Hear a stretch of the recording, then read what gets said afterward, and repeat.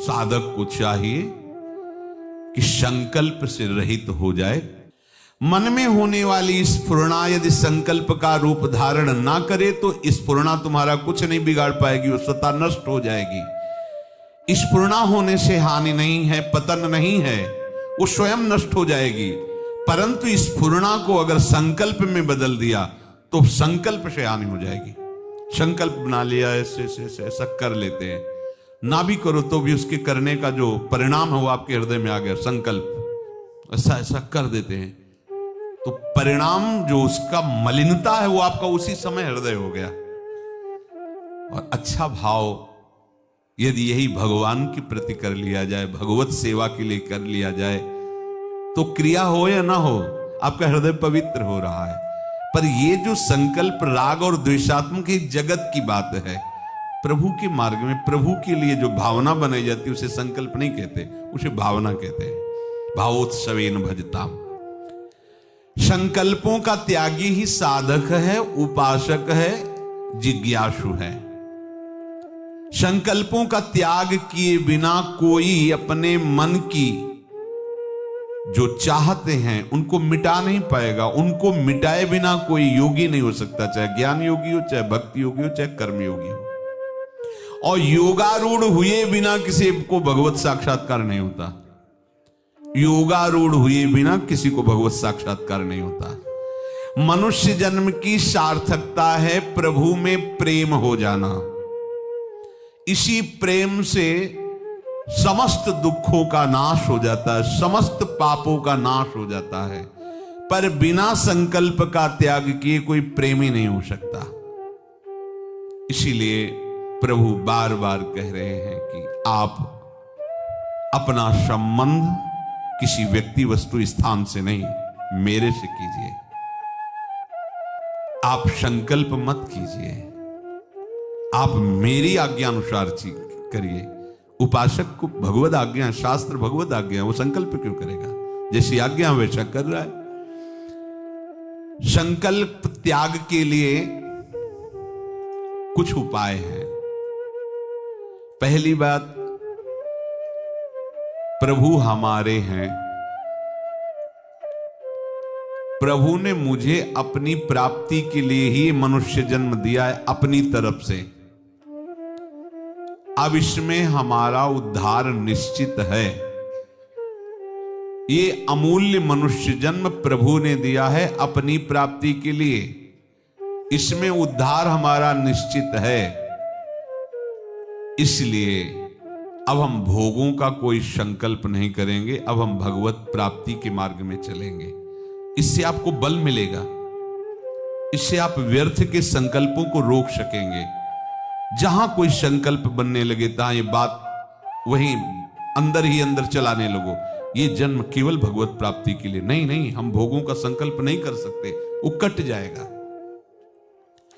दूसरा, उपासक को अपने कर्तव्य का पालन करना है, जो गुरुदेव आज्ञा कर रहे हैं, जो संत महापुरुष जन, जो शास्त्र, उसमें हमारा संकल्प क्या?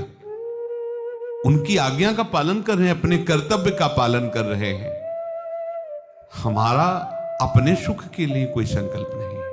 हमारा सुख तो गुरु आज्ञा पालन में है, भगवत आज्ञा पालन करने में है। इसलिए मैं संकल्प में नहीं फंसूंगा, जो आज्ञा है उसी के अनुसार चलूंगा, अर्थात अपने कर्तव्य कर्म को करूंगा। संकल्प कर्तव्य कर्म करने के लिए नहीं होता, वो तो स्वाभाविक है, सहज कर्म है। भगवत आज्ञा का पालन करना, गुरु आज्ञा का पालन करना। उपासक को इस बात पर दृढ़ रहना चाहिए कि एकमात्र प्रभु की सत्ता है, संकल्पों की सत्ता नहीं है। इसलिए हमें कोई संकल्प नहीं करना। प्रभु है, जैसा चाहेंगे वैसा कराएंगे, हम क्यों संकल्प करें? ना किसी संकल्प में राग, ना किसी संकल्प में द्वेष, हमारा उससे संबंध ही नहीं है। समझ में आ रहा है? पहला, हमारा जन्म भगवान की कृपा से हुआ है मनुष्य शरीर में। इसका उद्देश्य एकमात्र भगवत प्राप्ति है और मेरे को निश्चित इसी जन्म में भगवत प्राप्ति होगी, क्योंकि प्रभु ने विधान रचा है। इसलिए मुझे अब किसी भोगों का संकल्प नहीं बनने देना। राधा राधा राधा। हमें कोई संकल्प करके कार्य नहीं करना, हमें भगवद आज्ञा गुरु आज्ञा का पालन करना है, संकल्प के द्वारा नहीं। ध्यान दीजिए, उपासक संकल्प के द्वारा साधन नहीं करता, उपासक गुरु आज्ञा शास्त्र आज्ञा का पालन करता है, उसे ही कर्तव्य कर्म कहते हैं। तीसरा, मेरे प्रभु सर्व समर्थ विराजमान हैं, मुझे संकल्प करने की क्या आवश्यकता है, वो जैसा चाहेंगे वैसा कराएंगे। चौथा, उपासक को विचार करना चाहिए कि हमने पहले न जाने कितने हजारों सैकड़ों संकल्प किए, उसे हुआ क्या है, कुछ हुआ है क्या?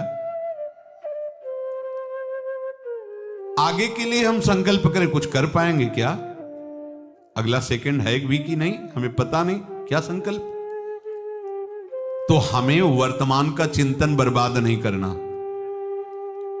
प्रभु अभी हमारे हैं, पहले भी हमारे थे, आगे भी हमारे रहेंगे, उनके लिए संकल्प करने की जरूरत नहीं है। जो अपने हैं उनकी प्राप्ति के लिए संकल्प की जरूरत नहीं, चिंतन की जरूरत है, चिंतन की जरूरत है। जो अपने हैं उनका चिंतन करो। तो पीछे के संकल्प के लिए, आगे के संकल्प के लिए हम समय बर्बाद क्यों करें? वर्तमान में हम प्रभु का चिंतन कर रहे हैं, यही हमारा भगवत प्राप्ति का स्वरूप है। अगर प्रभु का वर्तमान में चिंतन छोड़ करके आगे क्या होगा, पीछे जो हुआ उसका चिंतन, समय को बर्बाद करना है, उससे लाभ कुछ नहीं मिलेगा। वर्तमान का समय भगवत चिंतन रही जा रहा है, लिख लो, आगे अमंगल है। चाहे जितना पीछे का चिंतन करो, उस क्रिया के चिंतन से, पीछे बीते हुए समय के चिंतन से तुम्हें कोई लाभ नहीं मिलना। क्या करो? भगवत चिंतन करो, पीछे के हुए अपराध और गलतियों का समापन, जड़ से नष्ट, वर्तमान का भगवत चिंतन, और आगे लिख लो आपका भविष्य परम मंगलमय होगा। यदि वर्तमान में भगवत चिंतन चल रहा है तो वर्तमान में हमें संकल्प विकल्प बिल्कुल नहीं करना। ये संकल्प अगर हमारा बनता रहा तो फिर हमारा जन्म बनता रहेगा। संकल्प मिटाना है। अपने आराध्य देव का बल यदि हृदय में तुम्हारे आ गया तो तुम्हें परास्त कौन कर सकता है? क्यों? क्योंकि उसी आराध्य देव के बल से तो माया बलवान है। माया में सामर्थ्य किसकी है? आराध्य देव की शक्ति ही तो है वो। और हम आराध्य देव की भक्ति रूपी शक्ति से युक्त हो रहे, अब माया परास्त नहीं कर सकती। इंद्रियों के भोगों में जो इच्छा पूर्ति की, सुख लेने की भावना है, यही हमें बांधती है। कोई मनचाही भोग सामग्री मिल जाए, मनचाही वस्तु मिल जाए, मनचाहा व्यक्ति मिल जाए, मनचाही परिस्थिति रहे, मनचाही घटना घटे, यही सबकी मांग रहती है। देखो ना, यही सबकी मांग रहती है।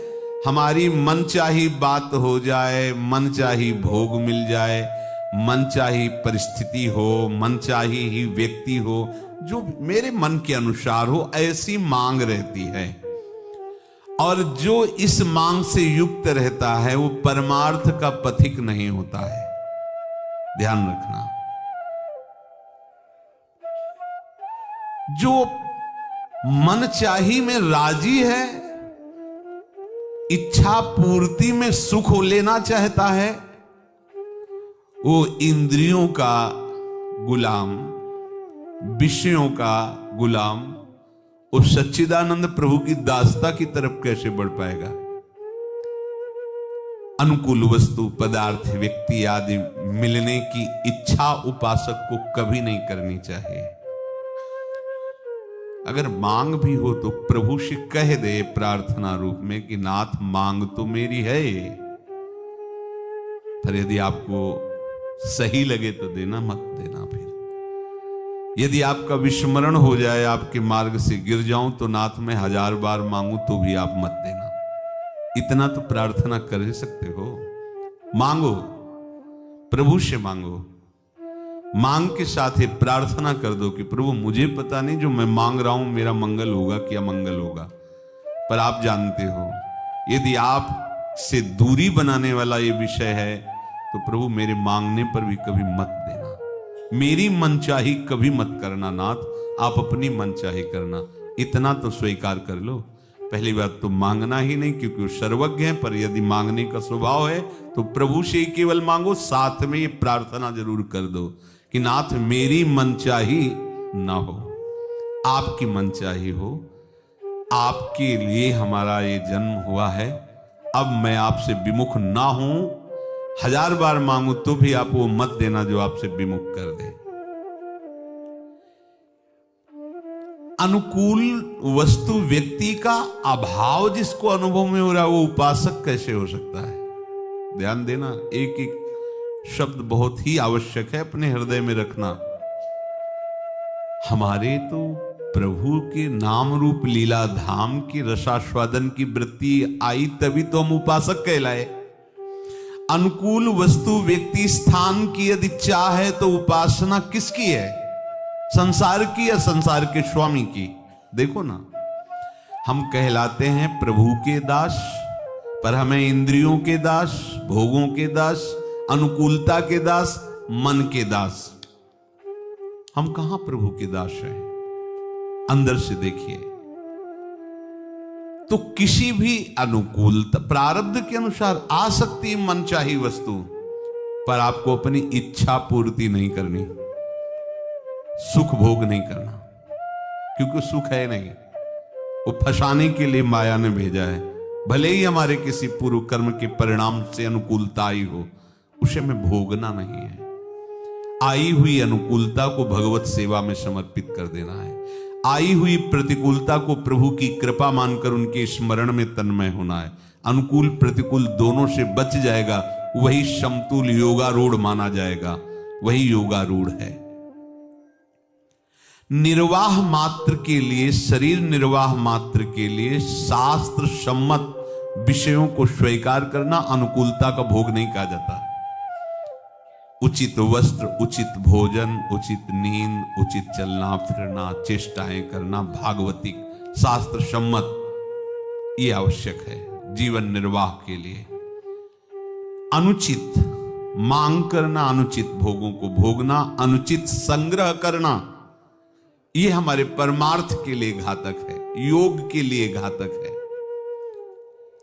हमारे मन में जितनी स्फुरणाएं होती हैं, उन स्फुरणाओं में दो परिणाम आते हैं। एक तो रागात्मक, ये अच्छा है, ये अच्छा है, और एक द्वेषात्मक, राग द्वेष जनित स्फुरणाएं होती हैं। दोनों में संकल्प बनता है। राग जनित जो स्फुरणा है वो संकल्प बनाती है ये मिल जाए, सदैव हमारे पास रहे। द्वेष जनित ये नष्ट हो जाए, ये कभी हमारे पास न रहे। ये राग द्वेष में ही हमारा हृदय विचरता रहता है। सावधान, ये जो हमें मिल जाए और हम सुखी हो जाएंगे, ये व्यक्ति मिल जाए, ये वस्तु मिल जाए, ये स्थान मिल जाए, ये पदार्थ मिल जाए, ये स्फुरणा अंदर होती है, उसमें लिप्तता आती है। लिप्तता से ही वो स्फुरणा संकल्प रूप धारण कर लेती है, और संकल्प ही बंधन है।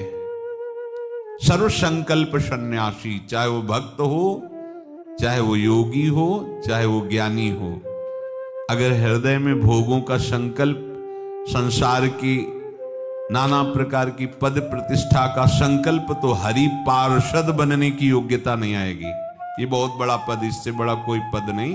इस पद को ब्रह्मा जी भी प्रणाम करते हैं, हरि पार्षद। फिर प्रिया चरणारविंद की आसक्ति से युक्त होकर प्रिया सखी, ये तो न देवैर ब्रह्मादेर न खलु हरि भक्तैर न सुहृदा दिभिरी अद्वै राधा मधुपति रहस्यम सुविदितम तयोर दासी भूत्वा। ये तो और भी दुर्लभ बात है। ध्यान दीजिए, हमारे हृदय में दो तरह की स्फुरणाएं होती रहती हैं, अनुकूल रागात्मक, प्रतिकूल द्वेषात्मक, दोनों का संकल्प बनता है। उपासक को चाहिए कि संकल्प ना बनने दे। उसके लिए आपके पास काट है भजन, नाम जप, मंत्र जप, गुण कीर्तन। जब आप बैठे उसी का मनन करेंगे तो संकल्प बना देगा हृदय। संकल्प बना कि बन गए आप। जो संकल्प बना, द्वेषात्मक या रागात्मक, आपको पता नहीं, वो गांठ बंध गई, और वो आपको अशांति प्रदान करेगी, दुख प्रदान करेगी। ये दोनों ही संकल्प ऐसा बंधन डाल देते हैं जिससे केवल अशांति, दुख और हानि के सिवा आज तक किसी को कुछ नहीं मिला। तो कुछ नहीं मिला। वो संकल्प करता चला गया, करोड़पति बन गया, अरबपति बन गया, अमुक पद पे पहुंच गया। परिणाम विनाशी शरीर, विनाशी पद, विनाशी भोग, विनाशी धन। शरीर छूटा, क्या लेके जाएगा? लगा के परिणाम में हाथ क्या लगा? उसका राग, उसके अंदर की द्वेष वृत्ति, वही आगे जन्म का कारण बन जाएगी। इतना सुंदर मनुष्य शरीर भगवत प्राप्ति के लिए मिला, वो भी हट जाएगा। ये दोनों संकल्प सुखद या दुखद ना तो स्वरूप का बोध होने देते हैं और ना भगवान से प्रेम होने देते हैं। प्रेम की तो बात जाने दो, प्रभु में मन नहीं लगने देते। ये दोनों संकल्प सुखद या दुखद, राग या द्वेषात्मक। अब प्रभु कह रहे हैं कि उद्धरेदात्मनात्मानम् नात्मानम् अवसादयेत् आत्मैव आत्मनो बंधु रात्मैव रिपुरात्मनः। अपने द्वारा अपना उद्धार करो, स्वयं तुम अपना पतन मत करो, क्योंकि आप ही अपने मित्र हो और आप ही अपने शत्रु हो। भगवान के वचन। उद्धरेदात्मनात्मानम्, अपने आप से अपना उद्धार करो। इसका सूक्ष्म भाव यह है, शरीर, इंद्रिया, मन, बुद्धि, प्राण आदि से अपना संबंध हटा दो, उद्धार हो गया। जब ये श्लोक पढ़ते हैं तो इसको लेके हम अपने आप में आते हैं। ध्यान देना, जब कभी व्याख्या होगी और जब कभी हम चिंतन करेंगे तो उद्धरेदात्मनात्मानम्, अपने द्वारा अपना उद्धार करो, तो हम इसको तुरंत लेते हैं, ये पूरे ढांचे को, और इसे अपना मान लेते हैं। कभी उद्धार नहीं होगा। यही गलती मिटानी है। अपने आप से अपना उद्धार करने का मतलब अपने उद्धार के लिए इनकी किसी की भी आसक्ति, राग, अपनापन, ये बाधक है। इनका राग नहीं चाहिए, यही हमारा उद्धार हो जाएगा। अभी बिगड़ी जन्म अनेक की, अब ही सुधरे आज। इसी को करने में हमें समय लग रहा है। शरीर से, इंद्री से, मन, बुद्धि, प्राण आदि से अपने आप को हटा लेना, ये अपना उद्धार है। ऊंचा उठा लेना। हमारी बुद्धि क्या निर्णय देती है? अपने आप से अपना उद्धार करना मतलब किसी की जरूरत नहीं है। अपने आप से खाया, पिया, आराम किया, भजन किया, उद्धार तो अपने आप से होगा। इस स्थूल बुद्धि लेकर के एकांत में रहना, सबको त्याग देना, मांग करके खा लेना, पड़े रहना, और अपने आप से अपना उद्धार, इसमें ना तो गुरु की जरूरत है, ना संत की जरूरत है, ना शास्त्र की जरूरत है। भगवान ने कहा उद्धरेदात्मनात्मानम्, अपने आप से समझो। आप और इस ढांचे में बड़ा अंतर, ये प्रकृति है। आप अपने आप से अपना उद्धार करो, माने हुए संबंध का त्याग करो। सारी की सारी साधना इसी में तो चल रही। जन्म के जन्म बीते जा रहे, हम संबंध नहीं त्याग पा रहे। यहां सूक्ष्मता से समझो, अपने आप को इनसे अलग करना है। पांचों भूले दे सुधी, ये एकमात्र अपने आराध्य देव में तन्मयता। अपने को ऊंचा उठाना है इनसे, शरीर से, इंद्रियों से, मन से, बुद्धि से, प्राणों से। क्योंकि ये शरीर, इंद्रिया, मन, बुद्धि आदि ये प्रकृति के हैं। ये मैं नहीं, अपना स्वरूप नहीं, अपना स्वरूप नहीं है। जो अपना स्वरूप नहीं है उससे ऊंचे उठ जाओ, यही अपना उद्धार करना है। ये बात समझ में आती? बोले अपने द्वारा अपना उद्धार करो तो सीधे बात ये आती, हाँ ये करना है, ये करना है, ये करना है, आराम से अपने द्वारा। किसी की परतंत्रता की जरूरत है? वो भगवान ने कहा है। फिर ये शंका हो जाती है कि फिर ईश्वर के द्वारा उद्धार होता है, गुरुदेव के द्वारा उद्धार होता है, संत महात्माओं के द्वारा उद्धार होता है, शास्त्र के द्वारा उद्धार होता है। तो ये भगवान कह रहे हैं उद्धरे दात्मनात्मानम, तो फिर इसका क्या अर्थ होगा? गुरु बिनु भव निधि तरय न कोई। बोले जब दबहि दीन दयालु राघो तो साधु संगति पाइए। ये क्या है? शास्त्र स्वाध्याय, संतों का संग, गुरुदेव की कृपा, भगवान की कृपा, इससे उद्धार होता है। अभी तक सुना। और यहां कह रहे हैं उद्धरे दात्मनात्मानम, स्वयं भगवान कह रहे हैं। तो भी इसका मतलब क्या हुआ? अगर अपने आप से अपना उद्धार होता है तो गुरु की जरूरत क्या, संत की जरूरत क्या, शास्त्र की जरूरत क्या? भगवान इसमें कोई बात नहीं कह रहे इस श्लोक में। तो इसका मतलब क्या है? तो यहां कह रहे हैं कि अपने आप से अपना उद्धार तभी हो सकता है जब आप सदगुरुदेव की बात माने। समझ रहे हो? मानना तो आपको हुआ ना, तो जानोगे आप ही ना। और मानो ना आप तो क्या जान जाओगे?